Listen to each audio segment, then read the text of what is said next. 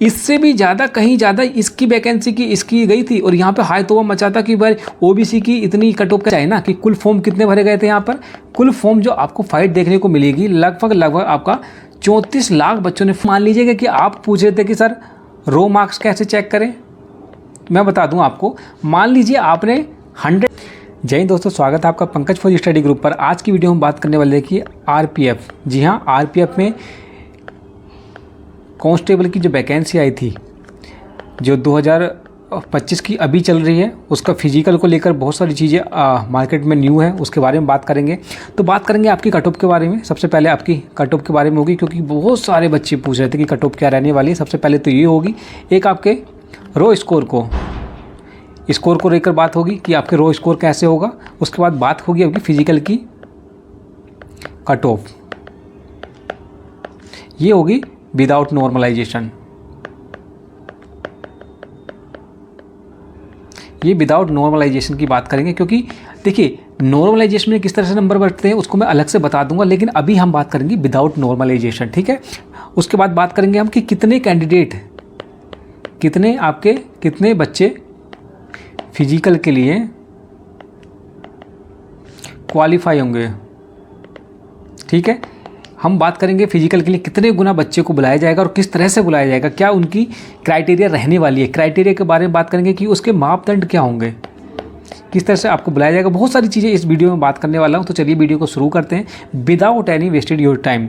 सबसे पहले मैं आपको बता दूं, थोड़ा सा इन्फॉर्मेशन दे दूं कि आपके जो रिटन एग्जाम हुए था, रिटन एग्जाम अलग अलग शिफ्टों में हुआ था और 2 मार्च से लेकर आपका कब तक हुआ था, ये 18 मार्च तक आपका चला था। 18 मार्च 2025 तक अलग अलग शिफ्टों में चला था।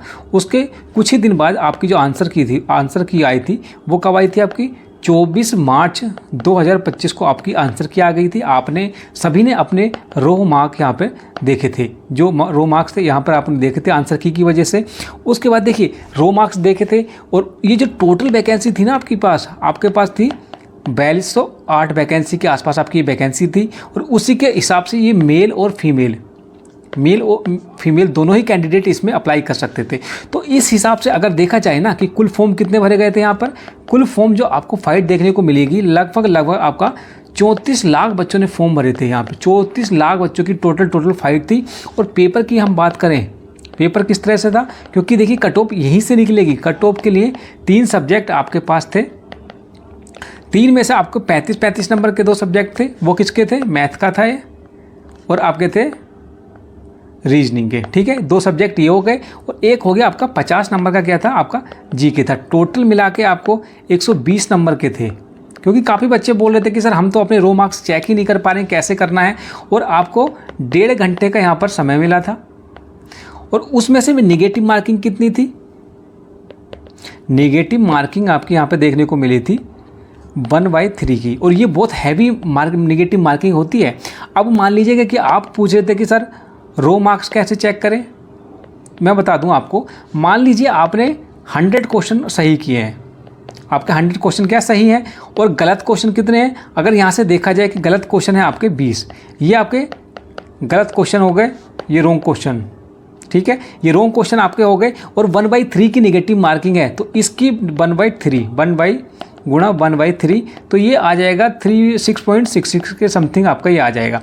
तो 100 नंबर आपके तो हो रहे थे सही। 100 में से ये वाले जो नंबर आप माइनस करेंगे, 100 में से जब 6.66 एक राउंड ऑफ में बता देता हूँ, तो आपके लगभग 94 नंबर जो है ये आपके नंबर बनेंगे निगेटिव मार्किंग को हटाकर। तो ये आपके रो मार्क इस तरह से चेक कर सकते हैं कि आपने कितने क्वेश्चन सही किए हैं, निगेटिव कितने किए हैं। निगेटिव को 1/3 से माइनस डिवाइड करके जो बचेगा उसमें से सही क्वेश्चन में यहाँ से आप घटा सकते हैं। यहाँ पे हम बात करेंगे आपके कट ऑफ के बारे में भी। तो चलिए कट ऑफ के बारे में मैं आपको बता दूँ कि कट ऑफ इसकी किस तरह से रहने वाली है, क्योंकि देखिए इसका टोटल डिपेंड करेगा फिजिकल को लेकर। क्योंकि मेरे भाई फिजिकल इसका हलवा नहीं है, फिजिकल ही इसकी रेल बना देगा। और मैं पहले ही कह देता हूँ, क्योंकि अगर आप CAPF की बात कर रहे हो, दिल्ली पुलिस की बात कर रहे हो, मतलब टोपी वर्दी की बात करते हैं और आपका फिजिकल ही बेकार है ना, तो नौकरी छोड़ दो, किसी और नौकरी में चले जाओ। ये सारी नौकरी आपके लिए नहीं है, ये नौकरी उनके लिए जिनमें दम है, जिनमें जुनून है, जिनको वैकेंसी लेनी है मेरे भाई, और दिन रात लगे हुए हैं। अगर मैं बात करूं आपकी कट ऑफ के बारे में, देखिए कट ऑफ किस तरह से रहने वाली है। अगर हम कंपेयर करें SI वाली जो RPF की थी ना, आरपीएफ एसआई वाली जो भर्ती थी उसका जीके भाई साहब इतना खतरनाक था कि बहुत ज़्यादा खतरनाक, बहुत ज़्यादा टफ था यार, बहुत क्या भाई यार, बहुत टफ था इसका।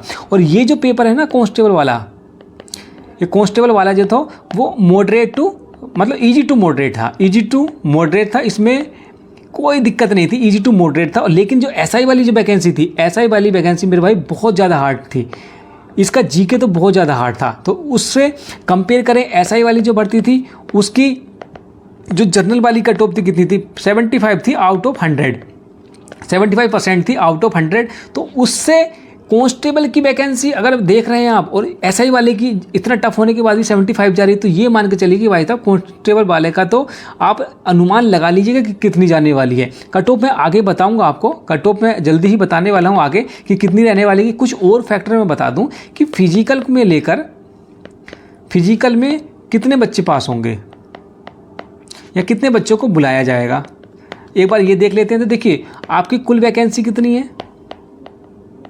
कुल वैकेंसी का 12 गुना, जी हाँ कुल वैकेंसी का 12 गुना अगर मान लेते, टोटल वैकेंसी 4208, अगर मोटा मोटा भी मान लेते हैं तो 40 में 12 चौक 48, 49,000 बच्चों के आसपास ये बुलाया जाएगा। इनको मान लेते हैं कि भाई 49,000 बच्चों को यहाँ पर बुलाया जाएगा।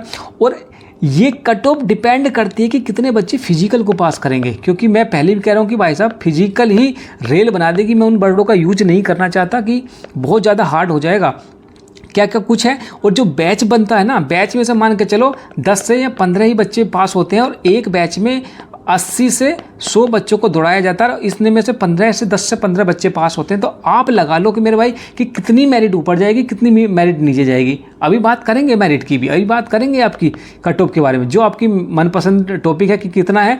अगर उतने नंबर हैं तो तैयारी करना, वरना छोड़ देना, किसी और नौकरी को देख लो। बेसिकली मैं फिजिकल की बात करूँ, क्योंकि मैं इसको क्यों बोल रहा हूँ, आर्मी की तर्ज पर है ये। अगर मैं फिजिकल की बात करूँ और यहाँ पर रनिंग ही है, रनिंग की बात करें तो मेल कैंडिडेट का क्या है, देखिए 1600 मीटर है और कितने मिनट में ये कंप्लीट करना है आपको, ये करना है आपको 5 मिनट 45 सेकंड। हलवा थोड़ी ना है, कर लोगे आप, नहीं कर पाओगे। अगर तैयारी नहीं करोगे तो नहीं कर पाओगे। अगर यहीं पर मैं फीमेल की बात करूं तो 800 मीटर है और ये कितने मिनट में, 3:40 में आपको ये पास करना है। अगर मैं इसकी लॉन्ग जंप के बारे में बात करूँ, लॉन्ग जंप देखिए 14 फीट है मेल कैंडिडेट के लिए, और फीमेल के लिए है आपका 9 फीट का।